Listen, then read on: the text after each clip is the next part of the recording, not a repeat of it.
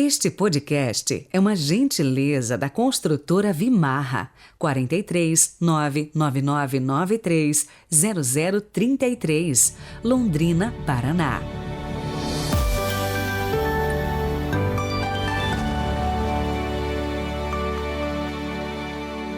Segunda-feira, 19 de setembro de 2022. Bem-vindos ao podcast de hoje e continuamos com a novena de São Pio de Pietrelcina. Hoje já é o 6º dia. O tema é Padre Pio, sinal de contradição. E para você acompanhar, precisa necessariamente ir até o nosso canal no YouTube, Peregrinos do Rossio, e conferir este e outros conteúdos. Quem está no Spotify, não deixe de seguir também no YouTube e no Instagram, padre.heriberto. O caminho para essas plataformas está na descrição de qualquer episódio do podcast que você acessar. Rezemos.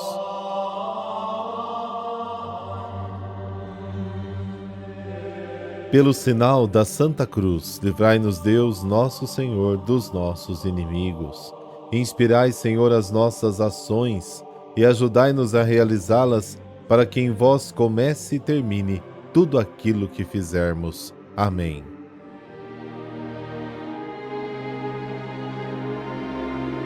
Lucas, capítulo 8, versículos de 16 a 18. O Senhor esteja convosco, Ele está no meio de nós. Proclamação do Evangelho de Jesus Cristo segundo Lucas. Glória a vós, Senhor. Naquele tempo disse Jesus à multidão: Ninguém acende uma lâmpada para cobri-la com uma vasilha, ou colocá-la debaixo da cama. Ao contrário, coloca no candeeiro, a fim de que todos os que entram vejam a luz. Com efeito, tudo que está escondido deverá tornar-se manifesto, e tudo que está em segredo deverá tornar-se conhecido e claramente manifesto. Portanto, prestai atenção à maneira como vós ouvis, pois a quem tem alguma coisa será dado ainda mais, e aquele que não tem será tirado até mesmo o que ele pensa ter. Palavra da salvação. Glória a vós, Senhor.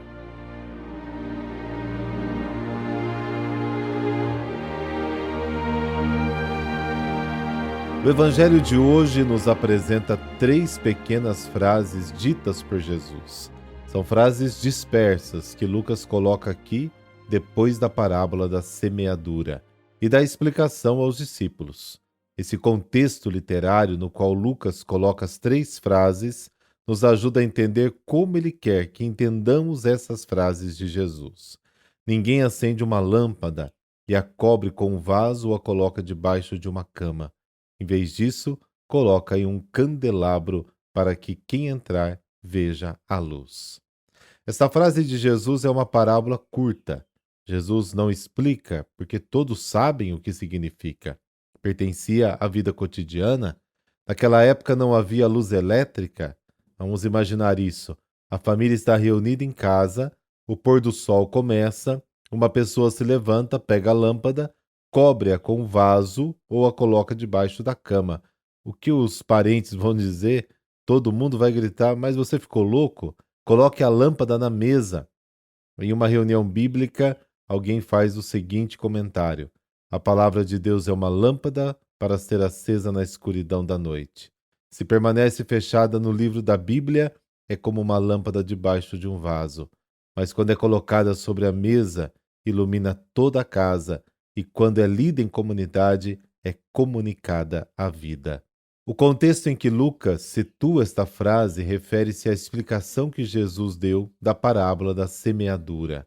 É como se ele estivesse dizendo: as coisas que acabou de ouvir, você não deve olhar para elas por si mesmas, mas você deve irradiá-las para os outros. Um cristão não deve ter medo de testemunhar e anunciar a boa nova. A humildade é importante, mas é falsa a humildade que esconde os dons de Deus dados para edificar a comunidade. 1 Coríntios capítulo 12, Romanos capítulo 12 também. Não há nada oculto que não deva ser manifestado, nada secreto que não deva ser conhecido e vir à plena luz. Esta segunda frase de Jesus também se refere aos ensinamentos dados por ele em particular aos discípulos. Os discípulos não podem guardá-los para si, mas devem divulgá-los, porque fazem parte da boa nova trazida por Jesus. Então tenha cuidado como você ouve, porque a quem tem será dado, mas a quem não tem, até o que julga ter lhe será tirado. Naquela época havia muitos preconceitos sobre o Messias que impediam que as pessoas entendessem corretamente as boas novas do reino anunciadas. Por isso, o alerta de Jesus em relação aos preconceitos é muito atual. Jesus pede aos discípulos que estejam atentos aos preconceitos com que escutam o ensinamento que ele apresenta. Através desta frase de Jesus, Lucas está dizendo às comunidades e a todos nós: preste atenção nas ideias com que você olha para Jesus. Porque se a cor dos óculos for verde, tudo parece verde. Se fosse azul, tudo seria azul. Se a ideia com que olho para Jesus estiver errada, tudo que recebo e ensino sobre Jesus está ameaçado de erro. Se penso que o Messias deve ser um rei glorioso, não gostaria de ouvir nada do que Jesus ensina sobre a cruz, o sofrimento, a perseguição, o compromisso, e até perderei o que pensava possuir.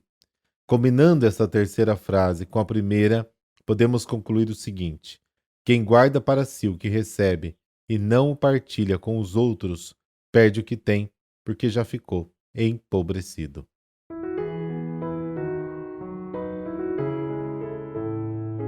Hoje a igreja celebra São Januário, ou então São Genaro, como se diz o italiano. Considerado um homem bom, caridoso e zeloso com as coisas da fé, foi eleito bispo de Benevento. Era uma época em que os inimigos do cristianismo submetiam os cristãos a testemunharem sua fé através de terríveis torturas seguidas de morte. Segundo a tradição, Januário foi martirizado na época do imperador Diocleciano, no ano 304. O bispo Januário foi preso com mais alguns membros do clero, sendo todos julgados e sentenciados à morte num espetáculo público no circo. Sua execução era mesmo para ser um verdadeiro evento macabro, pois seriam jogados aos leões para que fossem devorados aos olhos do povo chamado para assistir. Porém, as feras tornaram-se mansas e não lhes fizeram mal. O imperador determinou então que fossem todos degolados ali mesmo. Segundo a antiquíssima tradição, alguns cristãos piedosamente recolheram em ampolas o sangue do bispo Januário e o guardaram como a preciosa relíquia que viria a ser um dos mais misteriosos e incríveis milagres da Igreja Católica. O sangue do mártir é guardado cuidadosamente na Catedral de Nápoles. Durante a sua festa, no dia 19 de setembro, todos os anos, sua imagem é exposta à imensa população de fiéis. Por várias vezes, nesta ocasião, a relíquia do seu sangue se liquefaz, adquirindo de novo a aparência de recém-derramado e a coloração vermelha, um mistério que só mesmo a fé consegue entender e explicar.